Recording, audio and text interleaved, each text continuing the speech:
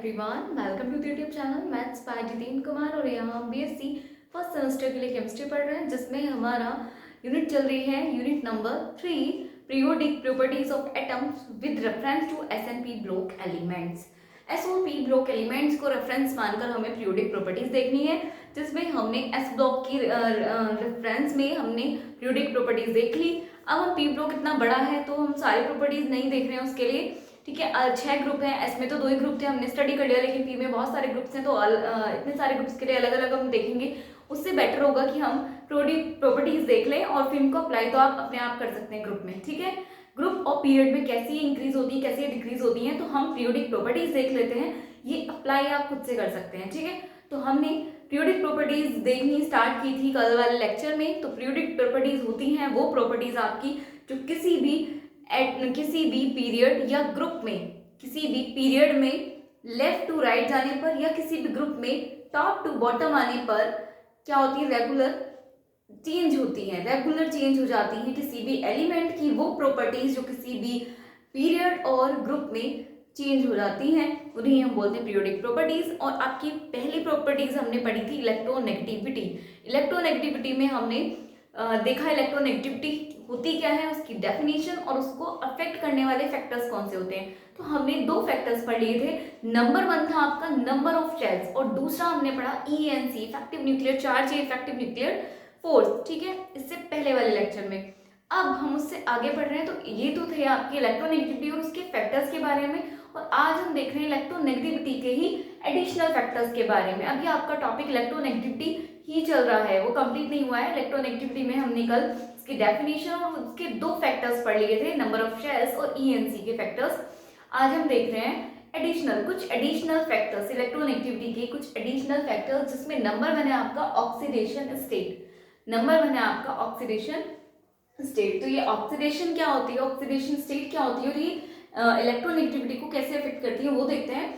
तो if the central atom, किसी भी कंपाउंड में अगर सेंट्रल एटम क्या है, कॉमन है, वही लिखा है if the central atom in compound is common.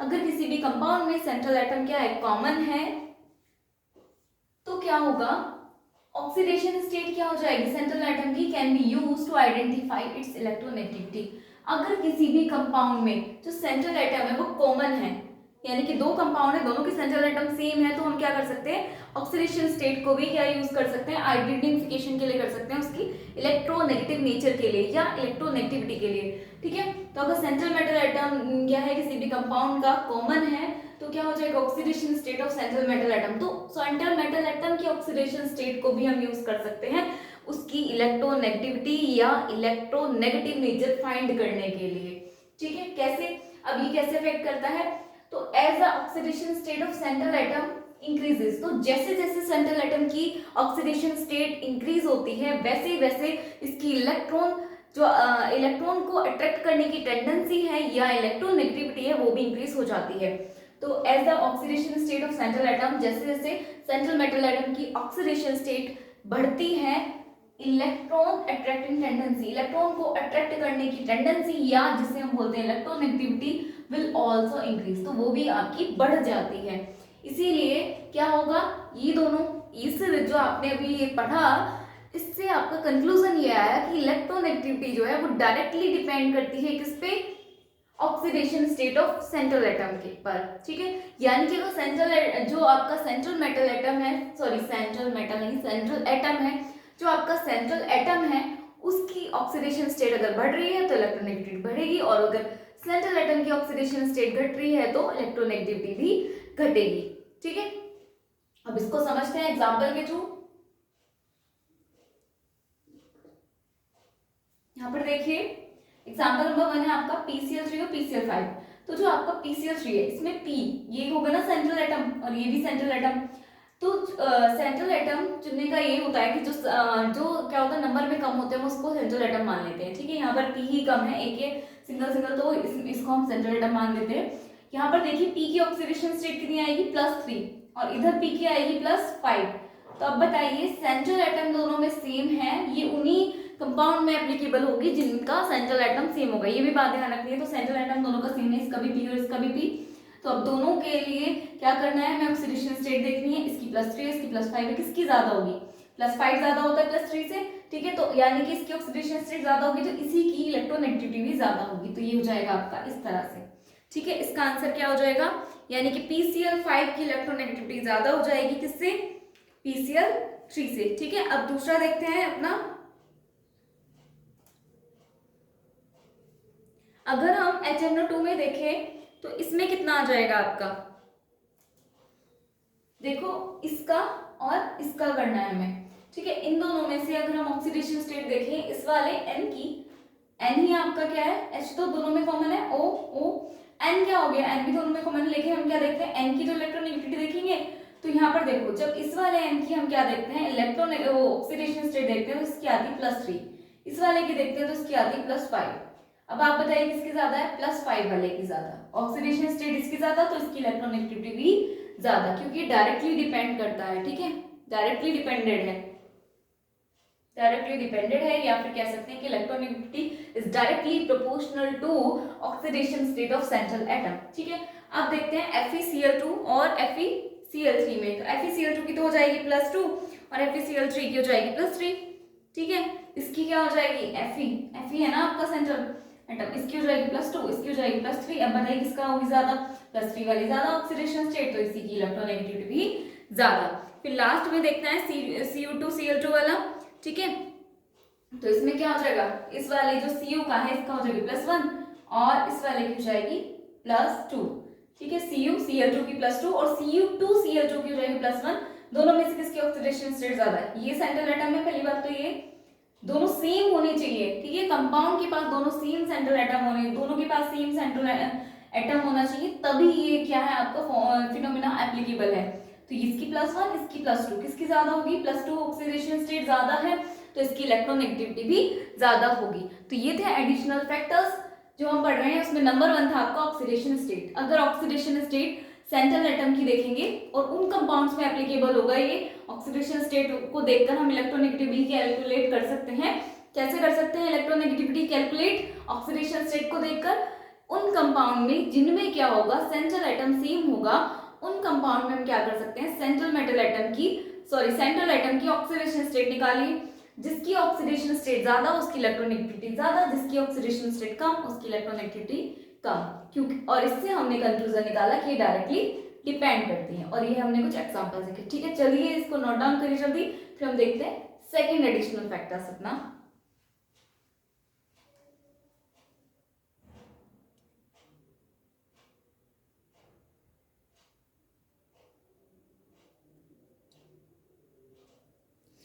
चलिए आगे देखते हैं अपना सेकंड एडिशनल फैक्टर, जो कि है आपका हाइब्रिडाइजेशन।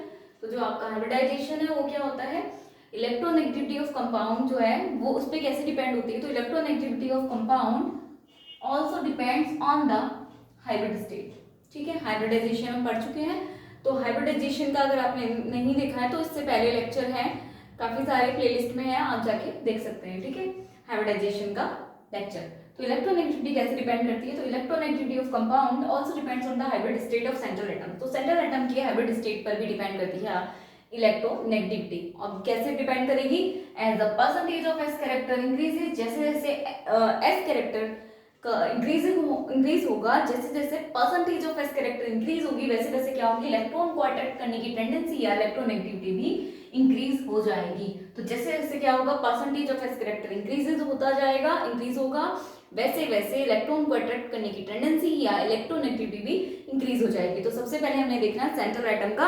हाइब्रिडाइजेशन निकाल के हम अपना पता लगा सकते हैं कि किसकी इलेक्ट्रोनेगेटिविटी ज्यादा होगी। कैसे, हाइब्रिड स्टेट ये आपके जैसे sp है, sp में क्या होता है, एक s और p है, एक p ऑर्बिटल, एक s ऑर्बिटल और एक p ऑर्बिटल से बनने वाले हाइब्रिड स्टेट को हम बोलते हैं sp हाइब्रिडाइजेशन, ठीक है। तो sp में क्या होगा, देखो s और p दो ही है बस, तो 50-50% कैरेक्टर हो गया, 50% s का और 50% p का, तो हमें तो सिर्फ s का कैरेक्टर देखना है, तो s का कैरेक्टर कितना है 50%। फिर देखते हैं sp2 हाइब्रिडाइजेशन में, अब sp2 में कितना हो गया, 3 हो गई है, तो इसको क्या करना है, डिवाइड करना होगा, तो डिवाइड कैसे हो जाएगा ये 3 में, तो 33% आ जाएगा, ठीक है। सबके पास 3 हो गए ना, 2 p के और 1 s का, तो तीनों सबके पास क्या आ जाएगा 33% आ जाएगा। फिर इसी तरह यानी कि S का देखना था हमें, तो S के कितने आ गए 33, S में S कितना है 50%, इसमें कितना है 33%। जबकि sp3 में क्या होगा, S का करेक्टर हो जाएगा 25%, क्योंकि 4 है और जब 4 है आपके डिवाइड करोगे 100% ही होगा ना करेक्टर, तो S का आएगा 25%। और बाकी 25 25 25 ईच पी ऑर्बिटल का, ठीक है, तो 25%। तो यहाँ पे S करेक्टर कितना आ गया 25%, 33% और 50%, ठीक है। तो अब इलेक्ट्रोनेगेटिविटी का ऑर्डर क्या हो जाएगा, उसने यही लिखा है कि जैसे जैसे एस कैरेक्टर इंक्रीज होगा वैसे वैसे इलेक्ट्रोनेगेटिविटी इंक्रीज होगी, यानी कि इलेक्ट्रोनेगेटिविटी डायरेक्टली डिपेंड होती है किस पर, हाइब्रिडाइजेशन या फिर कह लीजिए S character of central atom, ठीक है। तो अब देखते हैं, अब इलेक्ट्रोनेगेटिविटी का ऑर्डर आपको पता होगा, सबसे ज्यादा किसका होगा, जिसका एस कैरेक्टर सबसे ज्यादा है, यानी कि sp वाले की इलेक्ट्रोनेगेटिविटी सबसे ज्यादा, फिर sp2 की और फिर sp3 की। तो कंक्लूजन आपका ये निकला कि जो इलेक्ट्रोनेगेटिविटी है वो डायरेक्टली डिपेंड करती है किसके, डायरेक्टली प्रोपोर्शनल है, ये डायरेक्टली डिपेंड करती है किस पे, हाइब्रिडाइजेशन के, ठीक है। तो हाइब्रिडाइजेशन निकालिए, हाइब्रिडाइजेशन आ जाता है, फिर उसके हिसाब से अपना एस कैरेक्टर पता करिए, एस कैरेक्टर पता करते ही आपको पता चल जाएगा इलेक्ट्रोनेगेटिविटी किसकी ज्यादा और किसकी कम है। एग्जाम्पल भी देख लेते हैं, जैसे एग्जाम्पल है एल्कीन, एल्कीन और एल्काइन ले लेते हैं अपना सिंपल एग्जाम्पल। एल्केन में आपको पता है क्या होता है, चारों सिंगल बॉन्ड है, हाइब्रिडाइजेशन क्या होता है इसका, एल्केन का होता है आपका sp3, एल्कीन का हो जाता है sp2 और इसका होता है sp, ठीक है। तो अब बताइए परसेंटेज ऑफ एस कैरेक्टर कितना होगा, sp3 में तो देखा हमने 25%, ठीक है, इसमें हो जाता है 33% और sp में तो 50% होता है। तो अब बताइए किसकी इलेक्ट्रोनेगेटिविटी ज्यादा होगी, ऑर्डर ऑफ इलेक्ट्रोनेगेटिविटी क्या हो जाएगा, ऑर्डर हो जाएगा आपका ये, ठीक है, ये वाला ऑर्डर, यानी कि एल्काइन की इलेक्ट्रोनेगेटिविटी सबसे ज्यादा, फिर एल्कीन की, और सबसे कम इलेक्ट्रोनेगेटिविटी होगी एल्केन की, ठीक है। तो अब ये था आपका टॉपिक हाइब्रिडाइजेशन और इलेक्ट्रोनेगेटिविटी का। तो अभी तक हमने इलेक्ट्रोनेगेटिविटी क्या होती है ये पढ़ा, उसके बाद हमने इसके फैक्टर्स पढ़े, फैक्टर्स हमने दो पढ़े, नंबर ऑफ शेल्स और इलेक्ट्रोनेगेटिविटी तो इनवर्सली प्रोपोर्शनल थी। बाकी उसके बाद हमने एक और फैक्टर पढ़ा था ENC, वो डायरेक्टली प्रोपोर्शनल थी, और हाइब्रिडाइजेशन भी डायरेक्टली प्रोपोर्शनल है, और इससे पहले हमने पढ़ा ऑक्सीडेशन, वो भी डायरेक्टली प्रोपोर्शनल है। तो अभी तक हमने देखा चार फैक्टर पढ़े, दो फैक्टर्स और दो एडिशनल फैक्टर्स, ठीक है। तो दो एडिशनल में क्या होगा, दोनों ही डायरेक्टली डिपेंड करते हैं, और जो आपके फैक्टर्स है नॉर्मल उनमें सिर्फ नंबर ऑफ शेयर्स को छोड़ दीजिए, बाकी आपके सारे इलेक्ट्रोनेगेटिविटी के डायरेक्टली प्रोपोर्शनल होंगे, चाहे फिर वो ENC हो, चाहे वो हाइब्रिडाइजेशन हो, चाहे ऑक्सीडेशन स्टेट हो, तीनों ही क्या करेंगे, अगर इंक्रीज हो रहे हैं तो इलेक्ट्रोनेगेटिविटी भी इंक्रीज होगी। एक बार इसको नोट डाउन करिए, फिर आगे चलते हैं।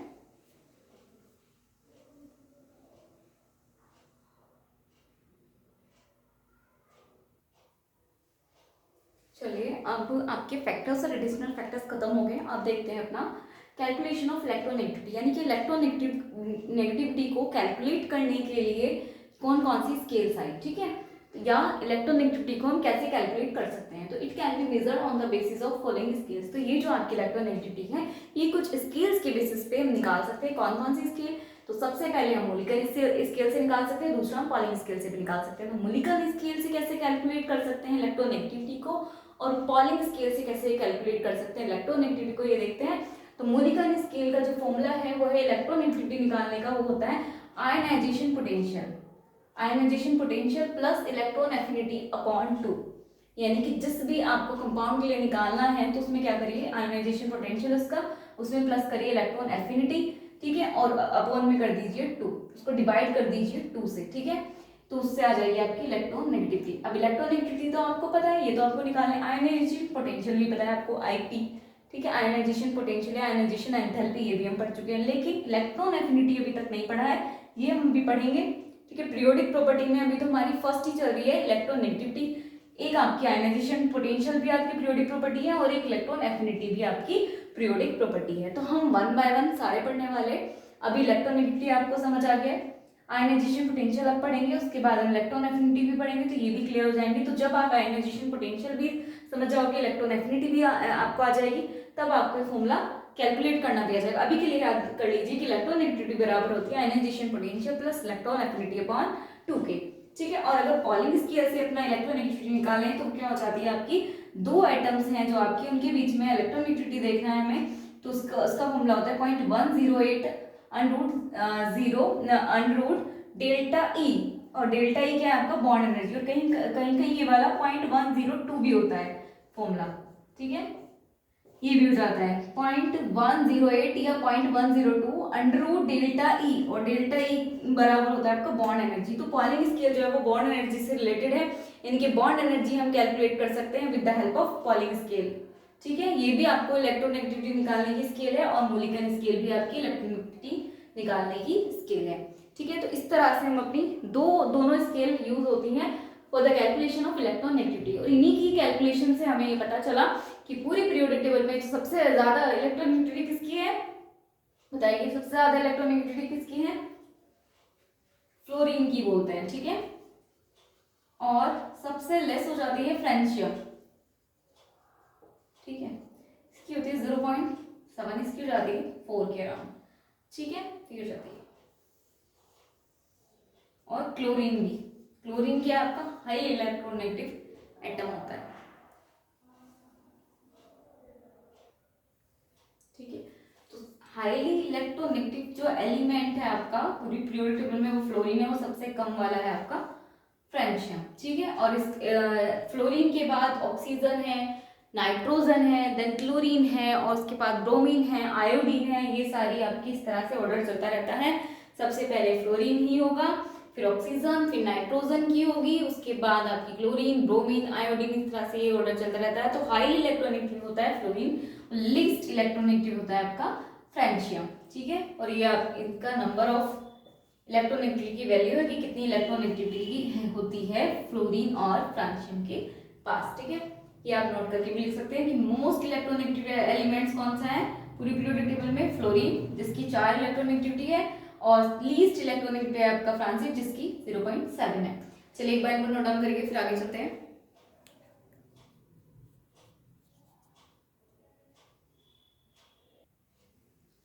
चलिए इलेक्ट्रोनेगेटिविटी को लेकर कुछ पॉइंट्स या कुछ नोट्स जो आपके स्पेशल पॉइंट्स करके लिख लीजिए नोट करके, ठीक है। उसके बाद हम इसकी इलेक्ट्रोनेगेटिविटी की एप्लीकेशन देखेंगे, ठीक है। अब हमने इलेक्ट्रोनेगेटिविटी के बारे में उसके फैक्टर्स भी पढ़ लिए, कैलकुलेशन मेथड भी देख लिए। अब इसके लिए कुछ स्पेशल पॉइंट्स देखकर उसके बाद हम अपनी एप्लीकेशन देखेंगे इलेक्ट्रोनेगेटिविटी की, ठीक है। तो चलिए नंबर 1 पॉइंट जो है आपका वो है fluorine is the most electronegative elements in the periodic table. आपको बताइए फ्लोरीन मोस्ट इलेक्ट्रोनेगेटिव है पीरियोडिक टेबल में, जबकि फ्रेंशियम क्या है, the least electronegative element in the periodic table.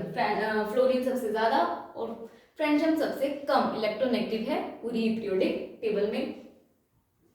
Second point है आपका कि इलेक्ट्रोनेगेटिविटी जो है आपकी बॉन्ड प्रॉपर्टी है। कैसी है इलेक्ट्रोनेगेटिव प्रॉपर्टी, बॉन्ड प्रॉपर्टी है। Electronegativity is a bond property, तो इलेक्ट्रोनेगेटिविटी बॉन्ड वाली प्रॉपर्टी है, यानी कि बॉन्ड पे तो आप बॉन्ड के बीच में तो देखते हैं दोनों जो आपके दो एटम है उनके बीच में कोवैलेंटिंग बॉन्डिंग हो रही है, यानी कि म्यूचुअल शेयरिंग से बॉन्ड बना रहे हैं वो, लेकिन एक जो है ज्यादा इलेक्ट्रोनेगेटिव होने के कारण उन शेयरिंग इलेक्ट्रॉन को अपनी तरफ अट्रैक्ट कर लेता है, ठीक है। तो सारा जो खेल है वो बॉन्ड के लिए हो रहा है कि बॉन्ड किधर शिफ्ट हो जाएगा, ठीक है, यानी कि सॉरी इलेक्ट्रॉन बॉन्ड के किधर शिफ्ट हो जाएंगे, तो सब चीजें हम उसी के लिए पढ़ रहे हैं। तो जो इलेक्ट्रोनेगेटिविटी है वो बॉन्ड प्रॉपर्टी होती है, और इलेक्ट्रोनेगेटिविटी जो है आपकी यूनिटलेस होती है। क्या इलेक्ट्रोनेगेटिविटी की कोई यूनिट देखी अभी तक नहीं, क्योंकि ये यूनिटलेस है आपकी प्रॉपर्टी।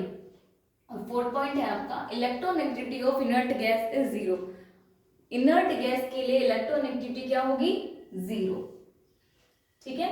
इनर्ट गैस जो होते हैं आपके जैसे नोबल गैसेस जिन्हें बोलते हैं fluorine, chlorine, bromine, iodine, sorry ये तो हेलोजन्स हो गए, helium, neon, argon, krypton, xenon, radon, ठीक है। Helium, neon, argon, krypton, xenon और रेडान, ये जो होंगे आपकी कैसी होंगी, सारी इनर्ट गैसेस होती हैं, एक्रिय गैसेस या नोबल गैसेस। इनकी अगर इलेक्ट्रोनेगेटिविटी देखें तो वो 0 होती है, आपको ध्यान रखना है ये 0 होंगे, helium, neon, argon, krypton, xenon, radon, ठीक है। ये सारे कैसे होंगे, 0 होंगे क्योंकि ये इनर्ट है, ठीक है। तो ये थी कुछ स्पेशल पॉइंट्स। अब हम देखेंगे इलेक्ट्रोनेगेटिविटी की एप्लीकेशन, ठीक है। तो पहले इसको नोट डाउन करिए और एप्लीकेशन से नेक्स्ट लेक्चर में देखेंगे, ठीक है। तो आज की क्लास के लिए thank you and keep learning.